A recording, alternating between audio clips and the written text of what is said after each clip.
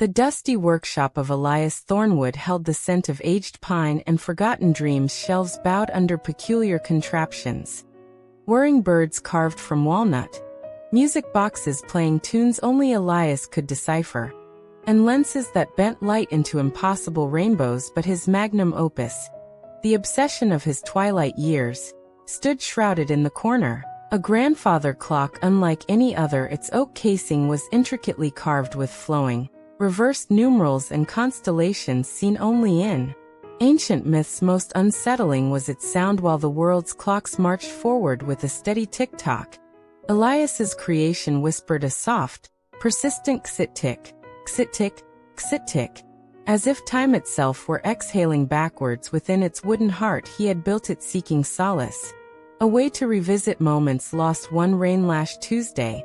A profound loneliness settled upon Elias, heavier than the velvet cloth covering the clock. His hands, gnarled like old roots, trembled as he finally drew back the cover. The reversed numerals seemed to glow faintly in the dim light. Hesitantly, almost reverently, he reached out and traced the path of a carved comet on the clock's face. A sudden warmth pulsed from the wood, vibrating through his fingertips and up his arm. The familiar xit-tick grew louder, resonating deep within his bones. The workshop air shimmered, the dust motes dancing in frantic, reversed spirals. The worn leather of his armchair felt different beneath him, firmer, newer. The scent of pipe tobacco, a blend he hadn't smoked in 40 years, filled his nostrils. Outside the window, the skeletal winter trees were suddenly lush with the vibrant green of high summer. His breath caught standing near his old drafting table, bathed in the golden afternoon sun streaming through the window.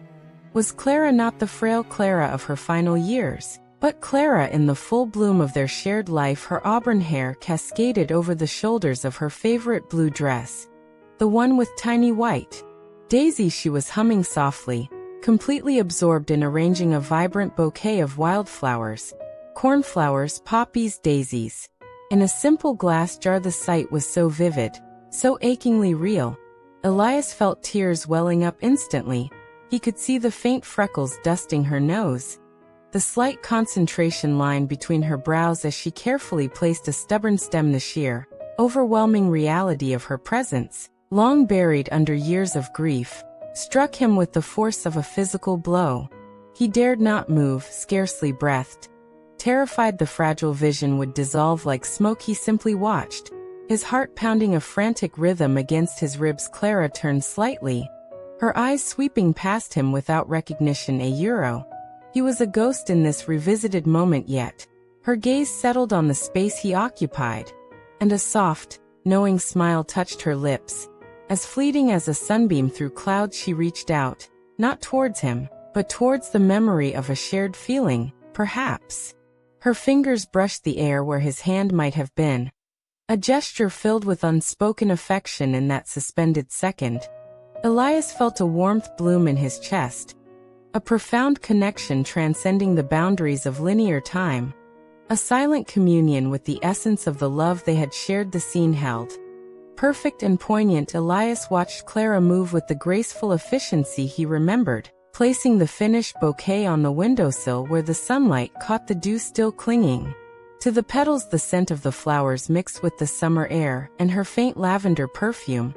He saw the small chip on the jar's rim, a flaw he recalled from countless mornings. The xit-tick of the clock was a soft counterpoint to the birdsong drifting in. He absorbed every detail, the way a strand of hair escaped her braid, the gentle curve of her neck as she admired the flowers, the quiet contentment radiating from her. It wasn't just seeing her, it was feeling the atmosphere of that long, lost summer afternoon, saturated with peace and the simple joy of being together in their shared sanctuary. Then, subtly, the light began to shift. The vibrant greens outside the window deepened, then started to fade towards the russet hues of autumn. Clara's movements became slightly less distinct, her form shimmering at the edges like a reflection on disturbed water. The scent of summer flowers and lavender began to mingle with the workshop's familiar dust and pine. Elias felt the warmth receding from his fingertips. He knew the moment was ending, the clock's reverse journey